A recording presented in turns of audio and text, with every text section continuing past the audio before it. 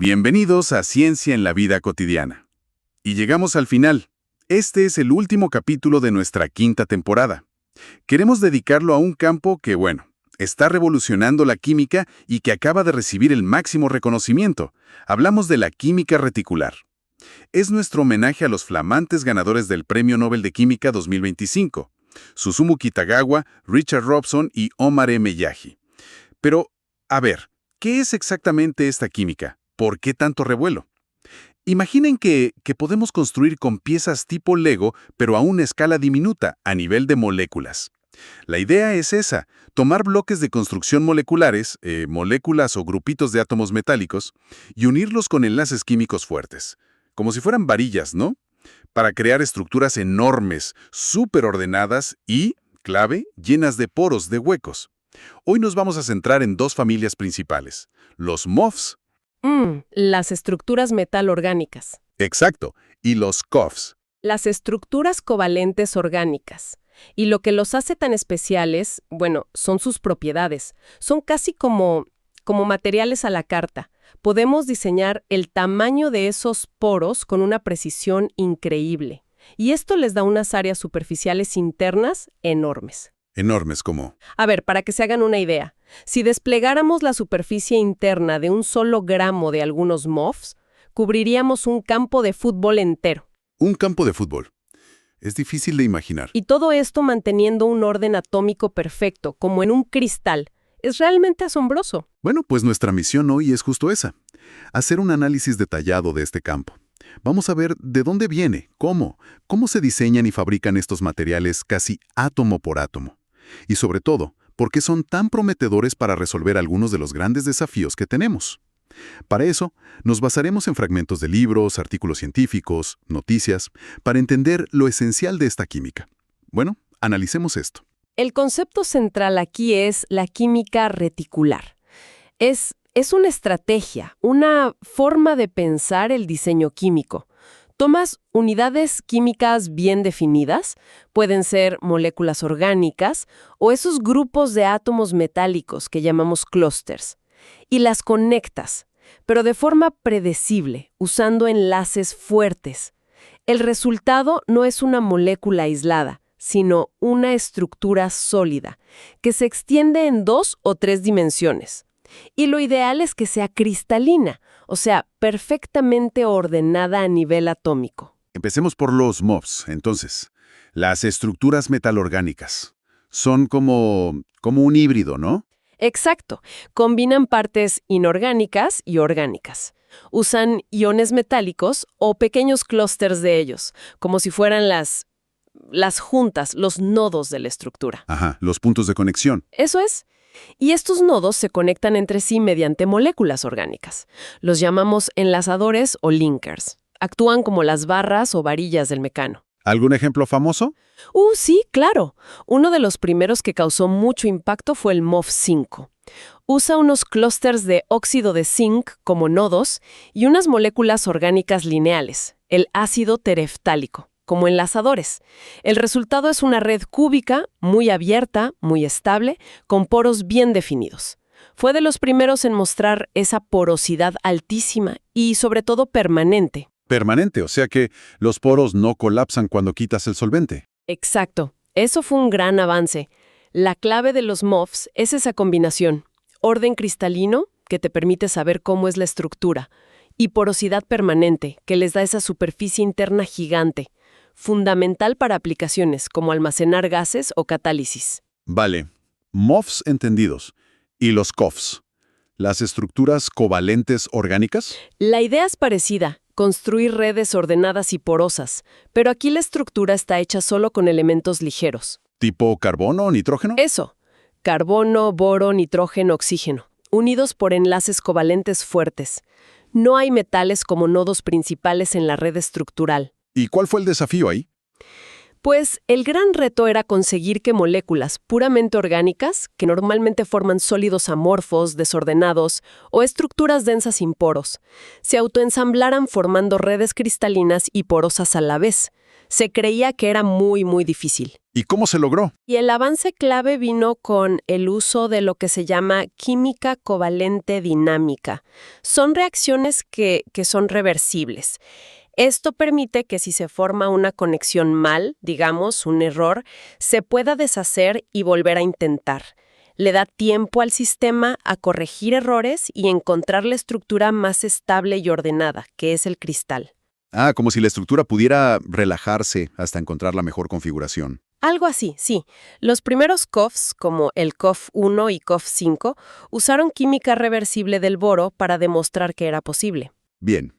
Para diseñar todo esto, los químicos usan varios conceptos clave, ¿no? Mencionaste los bloques de construcción. Sí, los building blocks son las piezas básicas que vas a ensamblar. Pueden ser clústeres metálicos o moléculas orgánicas diseñadas con una forma específica. Luego están los enlazadores, los linkers. Exacto, son las moléculas orgánicas que conectan los nodos. Su geometría, su longitud, si son rígidos o flexibles, todo eso define la estructura final y el tamaño de los poros. Y en los MOFs, a veces se habla de unidades secundarias de construcción, las SBUs. ¿Qué son? Es una forma de ver los nodos metálicos. En vez de pensar en un ion metálico simple, se piensa en un clúster ya preformado con una geometría definida. Por ejemplo, un clúster con forma de rueda de paletas o un octaedro. Esto ayuda a predecir en qué direcciones se van a formar los enlaces. Entiendo.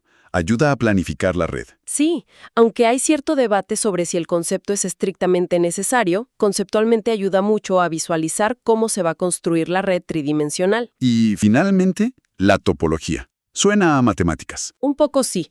Describe la forma abstracta en que se conectan los bloques, el patrón de la red, independientemente de las distancias exactas. Es como el esquema de conexión.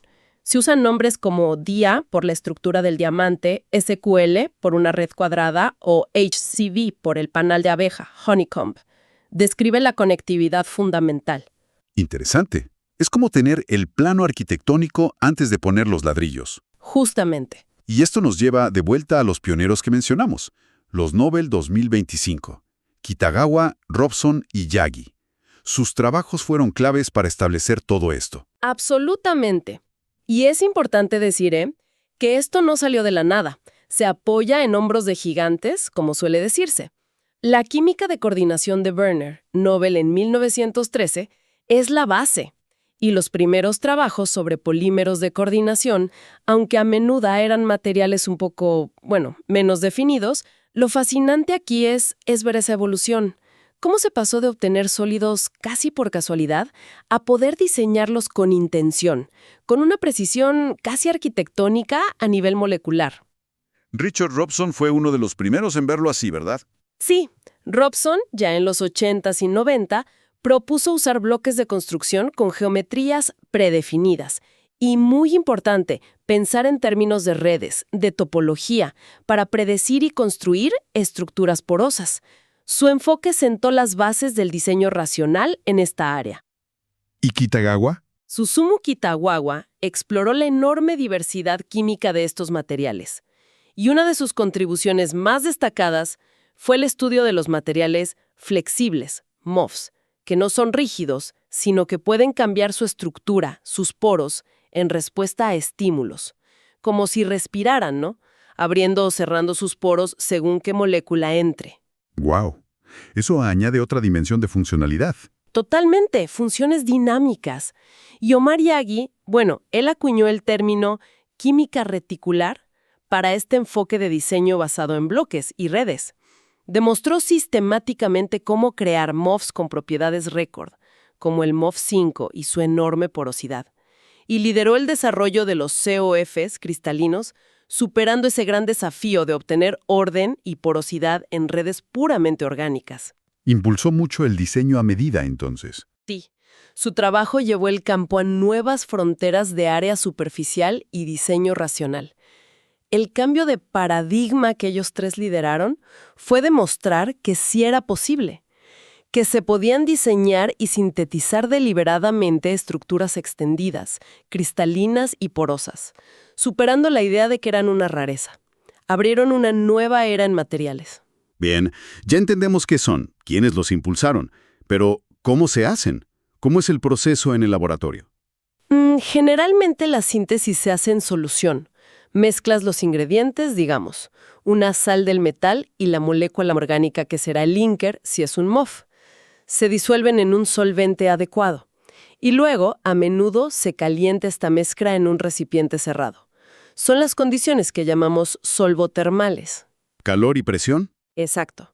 Eso ayuda a que los componentes se disuelvan bien y luego, al enfriar lentamente o al mantenerse a cierta temperatura, se autoensamblen de forma ordenada, formando los cristales. Y para los COFs mencionaste antes la química reversible. Sí, para los COFs es fundamental. Como los enlaces covalentes son tan fuertes, si se forma una conexión mal hecha, sería casi permanente.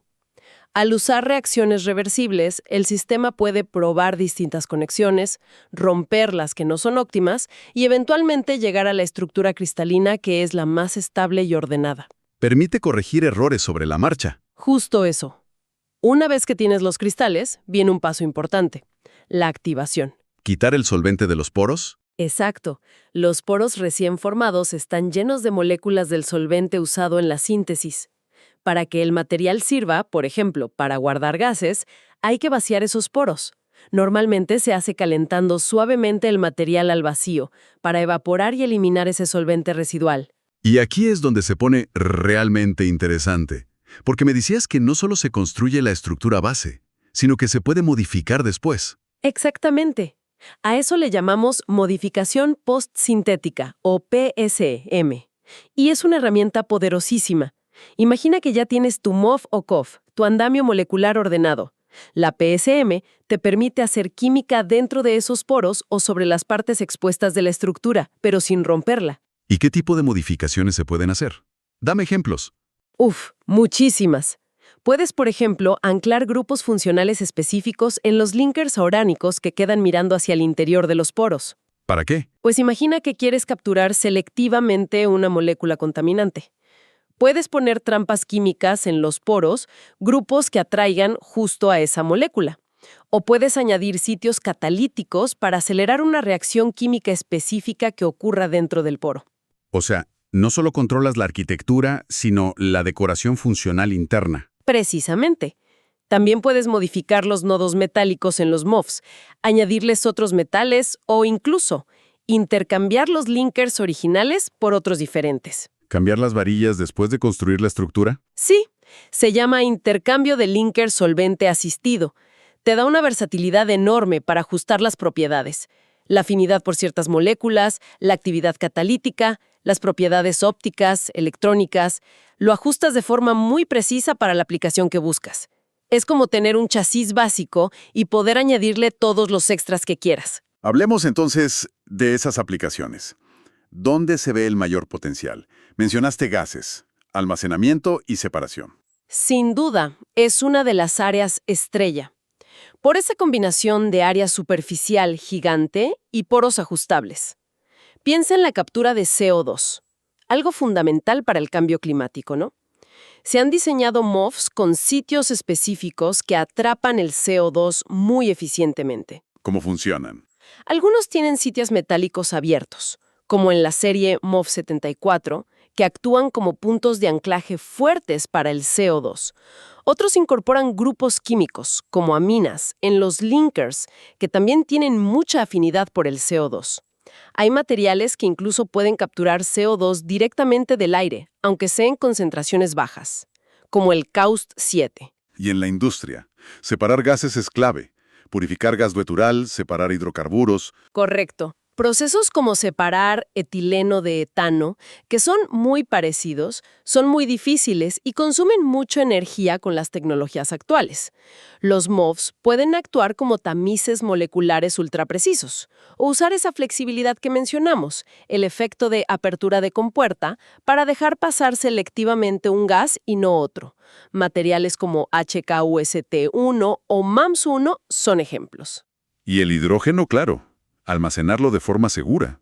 También sí, sigue siendo un objetivo importante para la economía del hidrógeno. Y más allá de gases, ¿catálisis dijiste? Sí, pueden ser catalizadores sólidos muy eficientes. Los sitios activos pueden estar en los metales de los nodos o ser grupos funcionales añadidos en los linkers mediante PSM. Y lo interesante es que el poro ordenado puede influir en la reacción. Como un nanorreactor, puede dar selectividad por tamaño o forma, un poco como hacen las enzimas en nuestro cuerpo. Suena muy bioinspirado. Un poco sí. Otra área con mucho potencial es la medicina. ¿Para administrar fármacos? ¿Cómo?